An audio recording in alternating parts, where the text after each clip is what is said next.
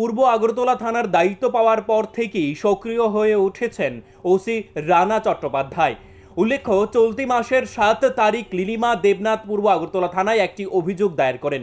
অভিযোগ, গত 7 তারিখ ওনার বাড়িতে একদল যুবক গেটে ধারালো অস্ত্র দিয়ে তাণ্ডব চালায়। তখন মহিলার ছেলে প্রণব ভৌমিক প্রতিবাদ করতে গেলে দুষ্কৃতিকারীরা বেধড়কভাবে তাকে মারধর করে। পরে তপন ঘোষ ওরফে বদন এবং ঘোষ ওরফে আকাশ তাদের নামে লিখিত অভিযোগ দায়ের করেন পূর্ব আগরতলা থানায়। পরে পুলিশ তদন্ত চালিয়ে রজত এবং তপনকে আটক করতে সক্ষম হয়।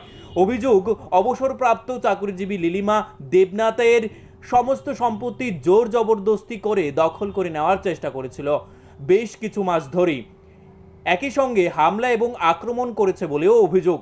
তাদের আজই আদালতে প্রেরণ করে পুলিশ রিমান্ডের আবেদন চাওয়া হবে বলে জানান ওসি রানা চ্যাটার্জি। একজন retired government employee Nilima Debnath, Shrimati Nilima Debnath, উনি আমাদের কাছে একটা এফআইআর করেছেন গত 7 তারিখ 7 তারিখ রাত্রেবেলা। আপনার ওনার ছেলে প্রণব ভৌমিক, ওকে কিছু দুষ্কৃতিকারী ওর বাড়ির সামনেই আক্রমণ করে ওকে আহত করেছে, গ্রিভিয়াসলি ইনজুর্ড করেছে। পরবর্তী সময়ে সে হাসপাতালে ভর্তি ছিল এবং তাদের বিরুদ্ধে উনি অভিযোগ জানিয়ে এফআইআর করেছেন। সেই এফআইআরের পরিপ্রেক্ষিতে আমরা তাদের যে দুষ্কৃতিকারী দুজন আছে তাদেরকে আমরা গ্রেপ্তার করেছি এবং তদন্ত আমরা চলছে। আরও কারা জড়িত আছে তাদের নাম বের করার চেষ্টা করছি। মারধরের কারণটা কি জানা গেছে?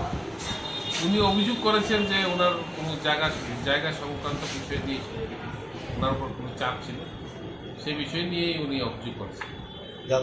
যে দুজনকে অ্যারেস্ট করেছেন তাদের নাম?